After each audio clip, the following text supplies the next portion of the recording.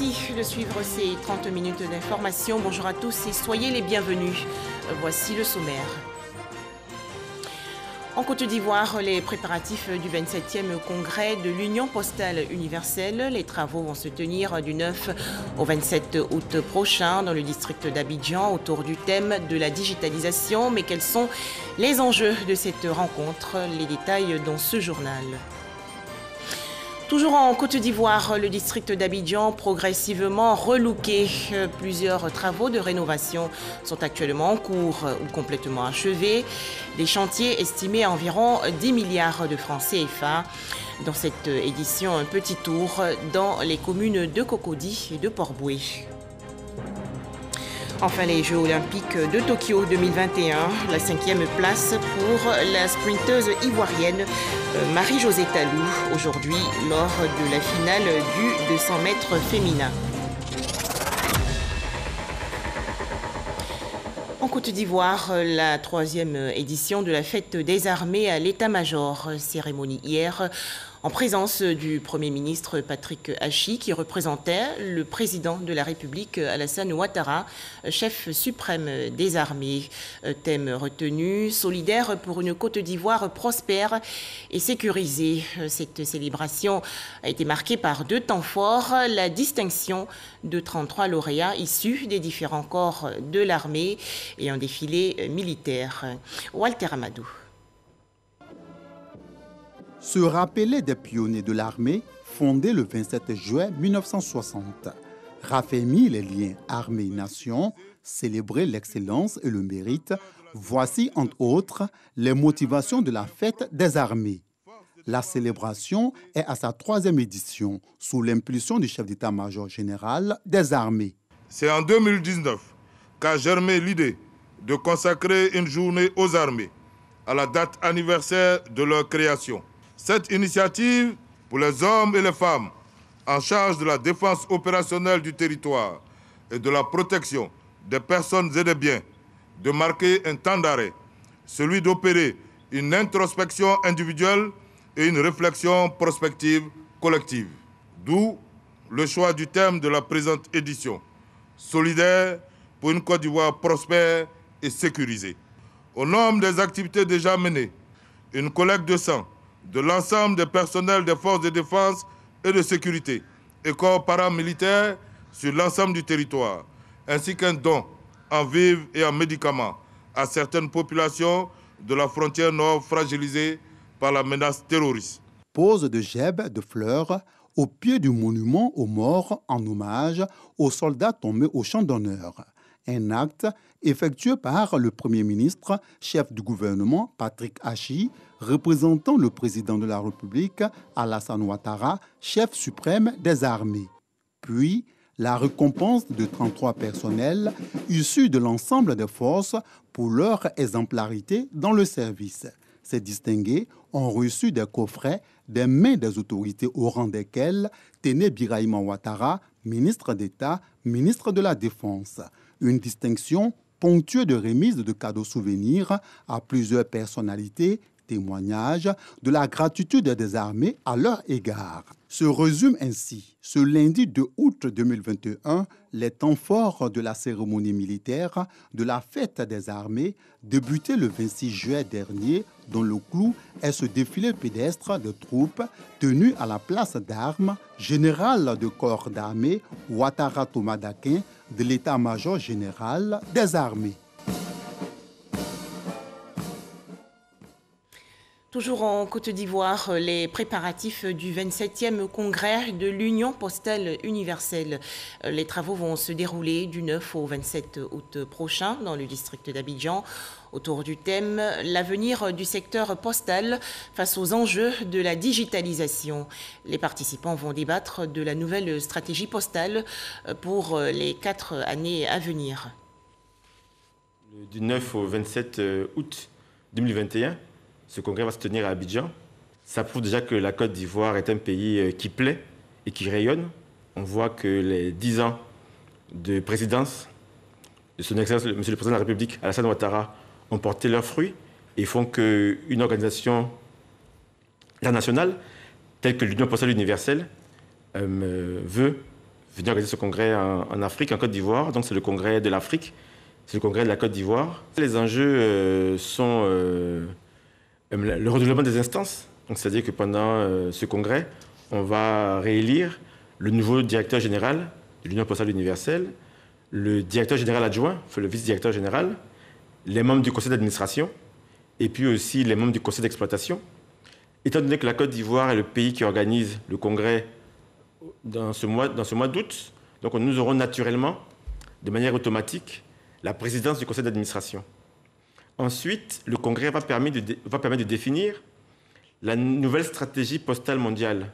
Il faut comprendre que nous avons de nouveaux enjeux au niveau de la poste, des enjeux technologiques.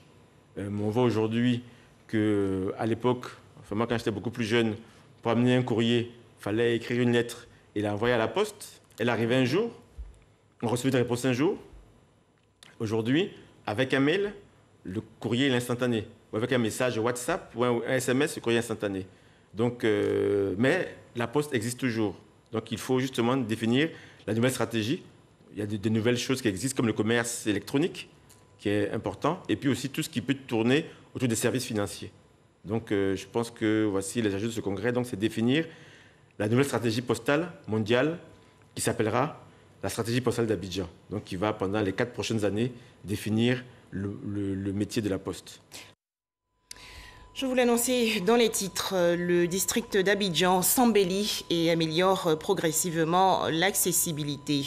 En effet, plusieurs travaux sont en cours de réalisation ou complètement achevés. À noter le projet d'aménagement paysager du front de mer dans la commune de Port-Bouët, le boulevard de France redressé ou encore le parc national Dominique Ouattara dans la commune de Cocody. Des investissements à hauteur d'environ 10 milliards de francs CFA. Les explications de Jean-Louis Gbangbo. C'est l'un des chantiers phares du gouvernement ivoirien en matière d'embellissement de la ville d'Abidjan, la promenade du front de mer en cours de réalisation à Port-Bouët. Un aménagement pour balades pédestres, pistes cyclables, espaces de restauration, de loisirs et de sport, le tout sur un parcours de 8 km. Ouvrage qui se veut à l'image de la célèbre promenade des Anglais à Nice en France et qui fait déjà rêver. Ça donne un visage vraiment reluisant, en tout cas un pays des rêves, quelque chose que nous n'avons pas l'habitude de voir. Vraiment, ça rehausse l'image du pays. On est très très fiers, tout le monde est en train de parler de ça. Tout le monde même rêve que ces temps-là arrivent, vont finir. Là, plusieurs personnes viendront pour s'amuser, pour se balader. Cet ouvrage qui permettra d'assainir les bordures de mer du quartier de Port-Bouët pour un développement rapide du tourisme sur place se présente comme la vitrine de la politique d'embellissement de la ville d'Abidjan et de certaines villes de l'intérieur, entreprises par le ministère de l'Équipement et de l'Entretien routier. Le ministère faisait simplement des routes, mais très souvent, l'ambiance autour de la route n'était pas très agréable. Aujourd'hui, dans tous les projets importants que nous entreprenons, à Abidjan et aussi bien à l'intérieur du pays, nous intégrons toujours un volet embellissement qui prend en compte des passages piétons qui sont très souvent en pavés colorés et aussi des plantings de fleurs. Tout ça pour donner une autre allure donc, aux différentes villes. Si les populations de Port-Bouët sont impatientes de profiter du front des mers, celles du plateau et de Cocody peuvent jouir de la belle vue et du bien-être que leur procure l'embellissement des grandes artères, comme ici, à la place de la République, au boulevard Lagunaire ou encore au boulevard des Martyrs. Demander à tout le monde de ne pas piétiner les gazons, les fleurs, de ne pas les arracher, de ne pas aller pisser dans les fleurs. Excusez-moi du terme, mais c'est ce qu'on fait le plus souvent. Et de respecter la verdure, parce qu'il y va aussi de la santé de tout le monde. Un paysage totalement relooké. 10 milliards de francs CFA, c'est le coût total de l'ensemble des travaux d'embellissement. Des travaux qui devrait aller au-delà des frontières du plateau et de Cocody. C'est que Cocody est plateau seulement. La ville est belle, voilà. Mais moi, je pense qu'il y a d'autres communes aussi à rendre joli comme ça. Nous travaillons beaucoup sur les villes secondaires, les villes autour d'Abidjan, parce qu'on ne peut pas avoir que de la concentration à l'intérieur de la ville d'Abidjan. Vous allez à Beauville, des travaux sont en train d'être faits, à Dzopé, à Tiasalé et d'autres villes. En 2020, ce sont plus de 109 milliards de francs CFA d'investissement que le gouvernement a consacrés à la réhabilitation et à l'entretien routier, des espaces et des routes où il fait bon circuler. Le défi désormais est de maintenir en état ces ouvrages. Ce sont des investissements importants qui ont été consentis en faisant tous ces embellissements. La vision du président, c'est vraiment de laisser des villes accueillantes, des villes belles, des villes qui sont agréables lorsqu'on circule. Et si tout ça a été fait, il faudrait que nous-mêmes, à travers le civisme, nous pouvons donc en prendre soin. L'objectif étant d'améliorer les conditions de circulation des usagers de nos routes, l'une des principales missions du ministère de l'Équipement et de l'Entretien routier, mais également donner un attrait particulier à la Côte d'Ivoire et y accueillir beaucoup plus de touristes. Un jour, 50 millions d'arbres, opération de reboisement lancée par le ministère des Eaux et Forêts pour sauver le couvert forestier ivoirien. Plusieurs entreprises, dont la Sodexam, se sont engagées dans ce projet de reforestation. La Sodexam a donc concédé récemment 20 hectares de la plateforme aéroportuaire de Mans dans la région ouest pour la réalisation et la réussite de ce programme. Les précisions de Eve Boué. La société d'exploitation et de développement aéroportuaire, aéronautique et météorologique Sodexam est inscrite dans la dynamique de la reconstitution du couvert forestier ivoirien. Dans le cadre donc de l'opération Un jour 50 millions d'arbres initiée par le ministère des Eaux et Forêts, la Sodexam a concédé 20 hectares de forêt de la plateforme aéroportuaire de Mans à reboiser sur 4 ans.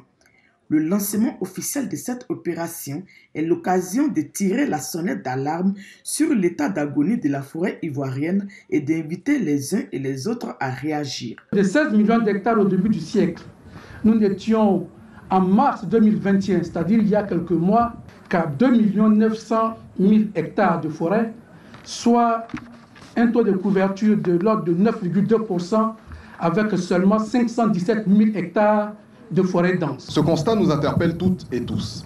Et c'est l'une des raisons pour lesquelles la Sodexam s'est engagée depuis peu dans une démarche de responsabilité sociétale de l'entreprise. Nous répondons ainsi favorablement à l'exhortation de Monsieur le Président de la République et de son gouvernement à contribuer à la préservation et à l'extension du couvert forestier ivoirien. Les autorités administratives, les cadres, les élus et les couches vives de la population de la région du Tonkpi, tout en saluant cette initiative, entendent y participer. Nous devons donc, à la suite de la Sodexam, répondre favorablement à l'exhortation du gouvernement et mettre en œuvre l'opération Un Ivoirien, un arbre dans notre district. On nous a montré l'exemple, c'est à nous maintenant de le suivre, c'est à nous de le mettre en œuvre. Que chacun plante un arbre et que ceux qui peuvent en planter plusieurs le fassent. Car planter un arbre n'est pas seulement planter un arbre. Planter un arbre, c'est donner la vie. Planter un arbre, c'est faire en sorte que les populations assurent leur survie.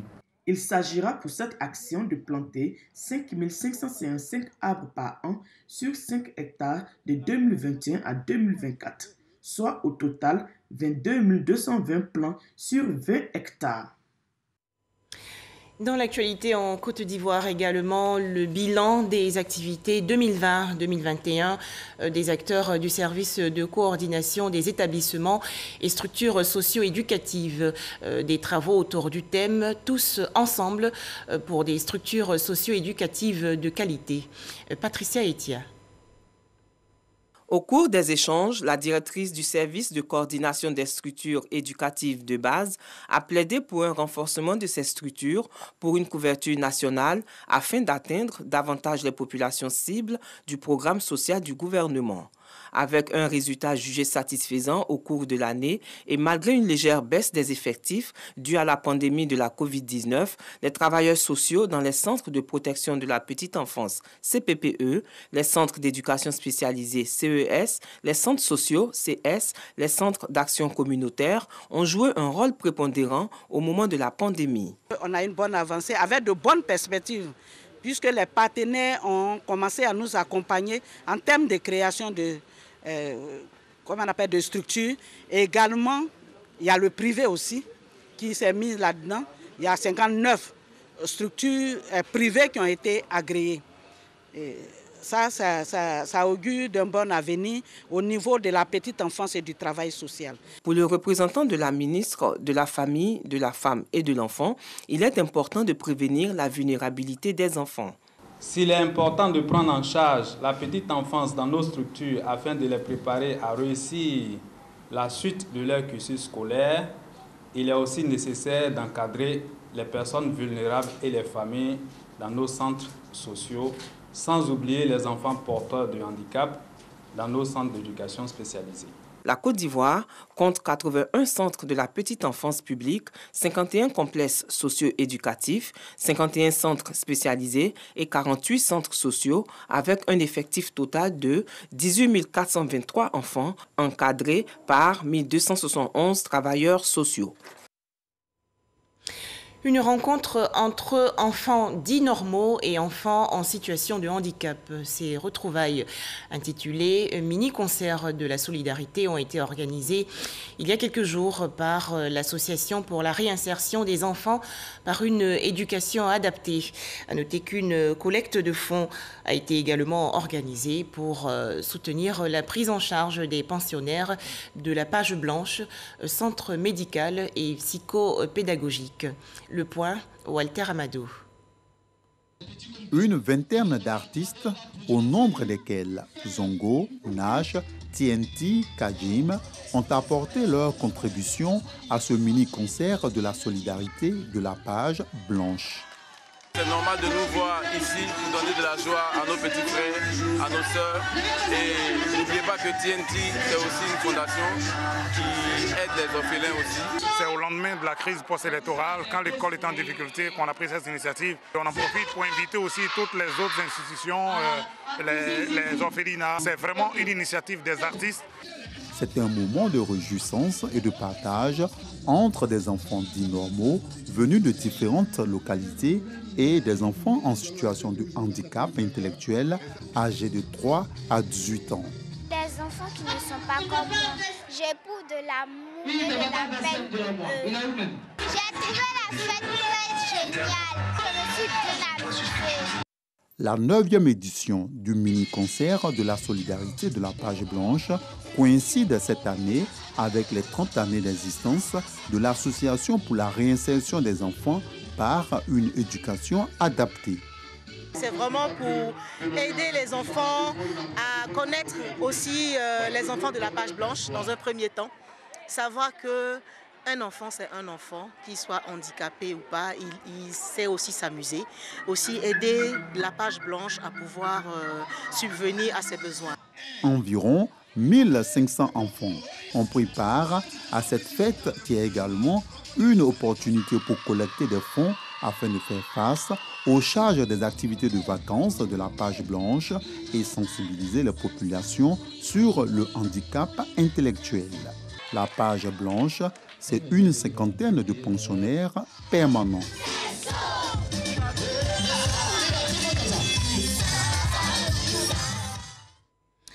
Comment se présente la maladie à coronavirus en Côte d'Ivoire? On en parle maintenant.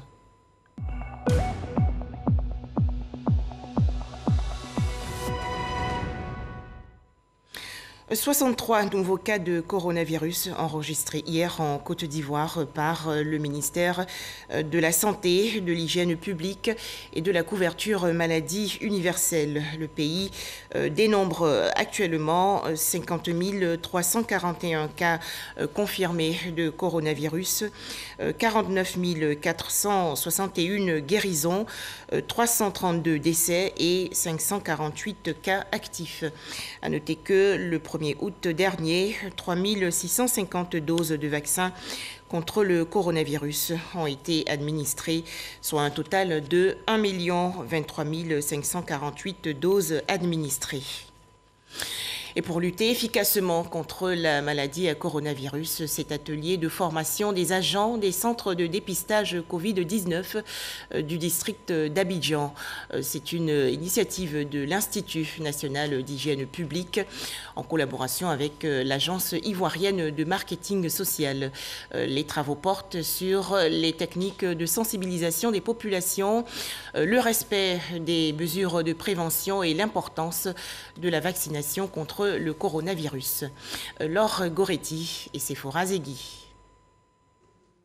Comment outiller les agents des centres de dépistage COVID-19 à la sensibilisation des populations, au respect des mesures barrières et à la vaccination? L'Agence ivoirienne de marketing social et l'Institut national d'hygiène publique répondent à cette préoccupation par la formation des agents des centres COVID-19 du district d'Abidjan. Il y a environ 2000 personnes qui passent par ces centres et nous pensons qu'aujourd'hui, avec le déploiement de la vaccination contre la COVID-19 en Côte d'Ivoire, eh bien, ces personnes qui sont en charge de la gestion de ces centres COVID ont besoin d'être renforcés, d'avoir toutes les informations pour certainement conseiller, sensibiliser, répondre aux préoccupations des personnes qui viennent demander le test de dépistage. La population actuellement est réticente par rapport aux rumeurs de vaccination parce que l'on dit que la vaccination rend stérile, la vaccination tue. Avec cette technique, nous allons dire à ces personnes-là, respectez toujours les mesures barrières pour ne pas se réinfecter. Il faut d'abord expliquer à la population l'intérêt de se faire vacciner parce que quand on se fait vacciner, on évite les formes graves de la Covid. On n'évite pas la maladie, mais on évite les formes graves de la maladie. Cette formation s'inscrit dans le cadre de la mise en œuvre du projet de renforcement du système de santé. Devant la recrudescence des cas de Covid dans la sous-région ouest africaine et en Afrique de façon générale, faisant évoquer une troisième vague, c'est important que ces agents qui sont en contact avec la population puissent leur rappeler que la maladie est toujours là, que le virus circule toujours dans nos localités, que le virus circule dans la communauté. Cette session de formation se déroule sur 5 jours dans l'enceinte de l'INHP. Elle concerne 10 centres de dépistage repartis dans les districts sanitaires d'Abidjan. Elle est soldée par un certificat. À présent, des nouvelles des Jeux olympiques de Tokyo 2021.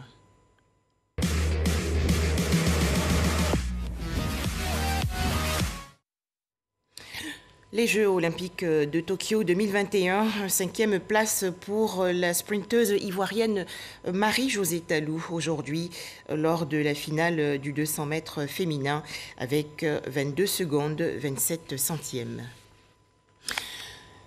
Toujours au chapitre sport, la phase finale de la Ligue junior de Maracana en Côte d'Ivoire. Grand vainqueur de ce tournoi, Lumière Unité Maracana Club.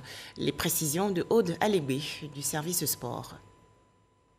Marinier Maracana Club de Yopougon, Katiola Maracana Club, experts du complexe d'Abobo et Lumière Maracana Club de Yopougon se sont qualifiés pour le carré d'as après les phases éliminatoires. Le titre s'est joué par des oppositions très relevées qui ont laissé quelques séquelles.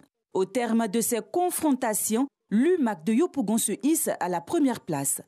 Un sentiment de joie, un sentiment de joie, ça n'a pas été facile, mais vraiment avec une préparation vraiment difficile. Notre première participation, vice-champion, nous sommes satisfaits, nous sommes honorés. Voilà, c'est des mots de remerciement à l'endroit de la population, des autorités aussi qui ont bien voulu abriter cette compétition. Cette édition est un défi relevé par la FIMADA et la cité de Katiola quand on sait que l'année dernière, le championnat n'a pu se dérouler du fait de la Covid-19. Tous les organes déconcentrés, décentralisés se sont mis ensemble pour que Katiola ait cette belle fête. Et nous avons conclu notre saison officielle ici. Ce n'est pas par hasard. Vous savez que Katiola et nous avons une alliance naturelle. Et venir à Katiola à la tête de la délégation fédérale ne fera que plaisir à renouveler les saisons à venir. Ce n'est que la joie parce que lorsque votre village, votre ville a été choisie pour abriter une activité de ce rang, vous ne pouvez qu'être heureux. Pour sa première participation, Katiola Maracana Club fait un parcours honorable et termine vice-champion quand l'UMAC de Yopougon sauve son deuxième titre. Revenons sur les journées culturelles et artistiques ivoiro-burkinabé organisées récemment dans le cadre du 9e traité d'amitié et de coopération Côte d'Ivoire-Burkina Faso. La deuxième édition de ces journées culturelles et artistiques ivoiro-burkinabé s'est achevée le 30 juillet dernier au Palais de la Culture dans la commune de Trècheville. Objectif, consolider les liens d'amitié entre les deux pays. Alec Lavry et Serge Coléa. 3 jours pour montrer quelques aspects du riche patrimoine de deux pays frères. La deuxième édition des journées culturelles et artistiques ivoiro-burkinabé s'achève sur une note de satisfaction. L'objectif a été atteint de l'avis de nos autorités, de l'avis des visiteurs et de l'avis des exposants. Pour nous, c'était de permettre aux opérateurs culturels, aux exposants, aux artistes de pouvoir exprimer leur génie, le fruit de leur créativité, pour montrer également la vitalité et l'excellence de la coopération culturelle entre la Côte d'Ivoire et le Burkina Faso. Raffermir la coopération culturelle et les liens qui unissent la Côte d'Ivoire et le Burkina Faso. À travers une diversité d'œuvres d'art et d'objets artisanaux, les exposants ont joué pleinement leur partition. Je propose des produits cosmétiques à base du café et du cacao. Ce sont des savons qui sont bons pour la peau, qui permettent la bonne circulation du sang. Chez Moto Design, on fait un peu de tout, mais pour cette exposition, nous avons plus misé sur le lin et aussi présenter des pagnes tissées à pagnes baoulées dans le but de promouvoir nos artisans tisserands. Les deux ministres se félicitent du succès de ces journées. Plusieurs artistes ont apporté une note colorée à cette plateforme d'échange qui s'est tenue au Palais de la Culture de Trècheville.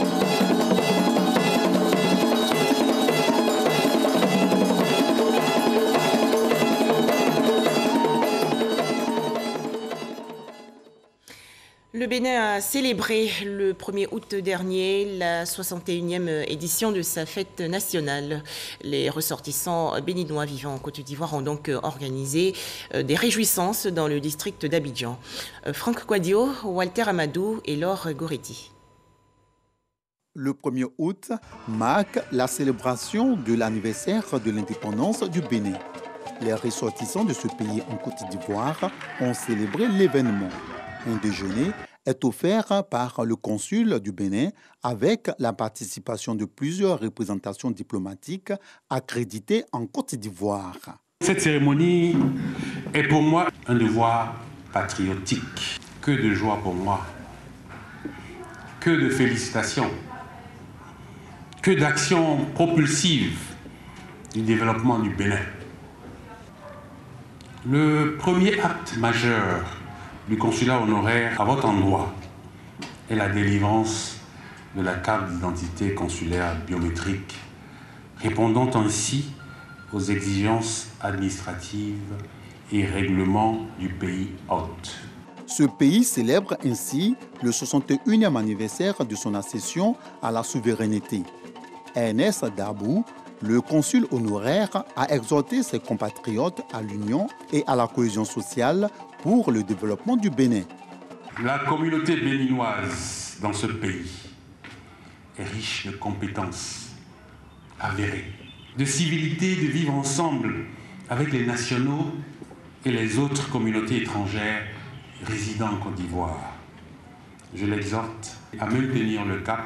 La cerise sur le gâteau est le démarrage effectif depuis le 1er février 2021 de l'opération RAVIP, recensement administratif à vocation d'identification de la population en Côte d'Ivoire. Concrétisation d'une promesse tenue encore par le président Talon. Cela a permis de sortir des milliers de nos compatriotes de l'apatridie. Autrefois, République du Dahomey, le pays qui a connu l'indépendance le 1er août 1960 est devenu Bénin en 1975. Des images à présent. La canicule sévit actuellement dans le sud-est de l'Europe, notamment en Grèce. Cette grosse chaleur, décrite comme la pire depuis 30 ans dans le pays, illustre la multiplication des vagues de chaleur sur le continent, conséquence du réchauffement climatique de la planète.